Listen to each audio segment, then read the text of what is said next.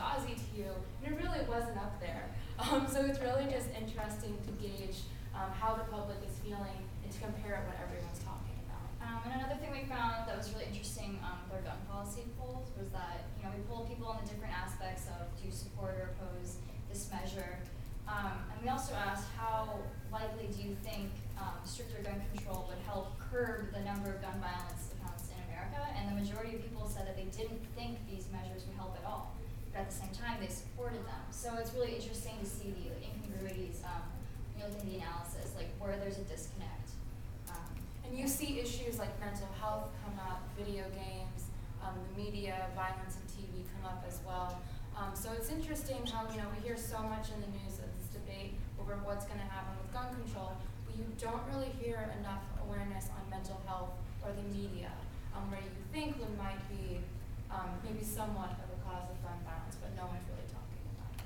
So after talking about all those issues, we just want to show you how do we actually show the results. So on the TV, you can see 47% of people support certain issues, but we just want to analyze how we actually finish a poll from the scratch. So the first step we do is we create a survey and create questions. Yeah, and you really have to be careful when you're crafting the questions. You don't want to lead people to answer a certain way, unless you do.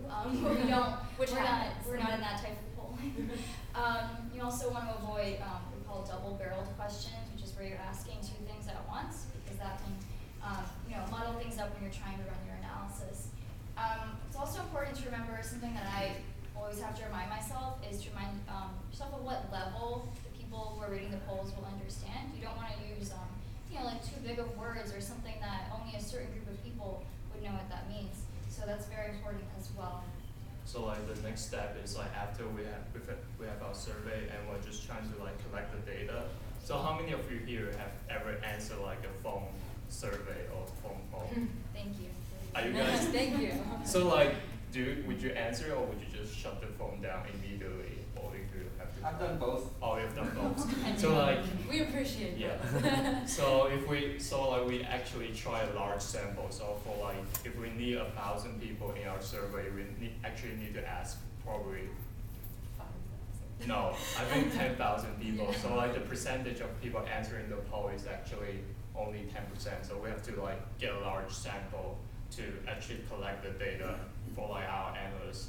And then after we collect, usually we collect 1,000 data, complete data. We use our SPSS is a program to study the data to see what's people's opinion about all those issues, and then we do a cross-tab to see what is female and male different on the issues. Is the party identification different? Is the age a bit different too? But one of the problems we have is because right now young people, they don't have landline anymore, so they use their mobile, and it's really strict to use mobile to conduct a poll. So a lot of our poll, we don't have a lot of young people answering their survey. So that's one thing we try to improve upon, is to try to get more young people to get involved. And after we have all the data, we try to craft the press release. Yeah, so we really pride ourselves on the coverage that we've had for our poll. National as well as local news have produced our analysis for what we found.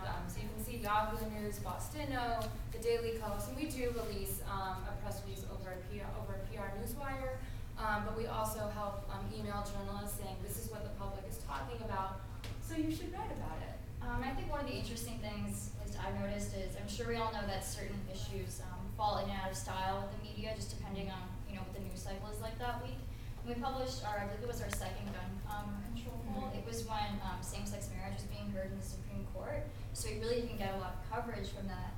But when we ran ours in January, I believe the first one, it was blowing up. So that was really interesting to see, we care about gun policy, but right now it's same-sex marriage, so but one of wait a week maybe. The interesting thing is you can see how the media will react to our poll. So some of our poll we got picked up by certain media, and some of the polls certain media will not pick up. So and it's very sorry. Yeah, it's very. Especially for this gun control debate, you can see because our poll, we do it really objectively, but the result is majority of American people support stricter gun control.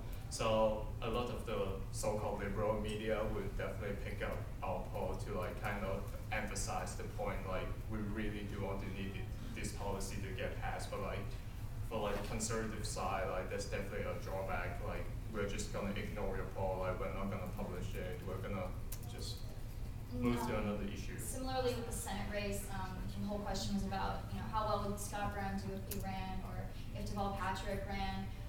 Different newspapers and different news sources picked up on different parts of the poll to use as their headline. If it was a conservative-leaning paper, they would talk about how Scott Brown had a good chance, whereas if they were more Democrat paper, they would talk about how Deval Patrick had a good chance. So it's interesting to see that. I think a lot of people assume that Fox News, as I said before, Fox News is like the only news source that's so biased, but this has definitely opened my eyes to see that it can be a lot more subtle than that just by choosing what you leave out. And just to add on that, a lot of the times we do send out press releases, our emails are on there. So it's very common that we do get hate mail.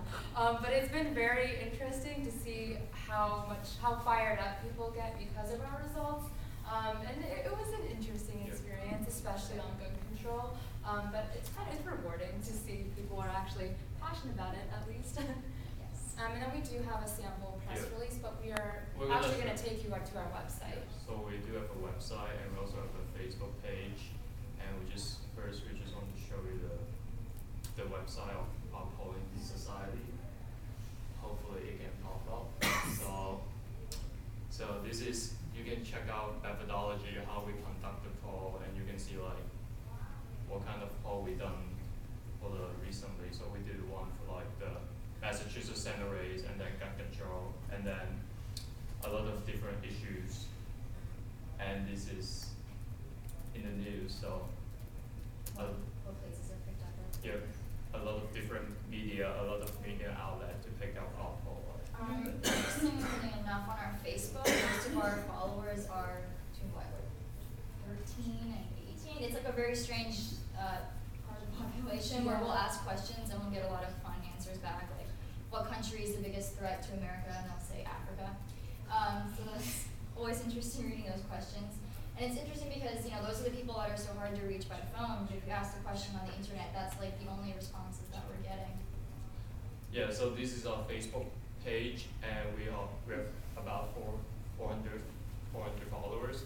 And this poll is not scientific, so like it's definitely not like we cannot publish it through the media, but it's just a good way to engage to the young audience, because most of the people that use Facebook, they are in our generation. They're probably like 13 to 25, and our majority of our followers, they're actually between 13 to 18. So definitely a good balance, and we try to see if there's a way to kind of incorporate those people to our poll, to just try to make our poll like more diverse and more just complete.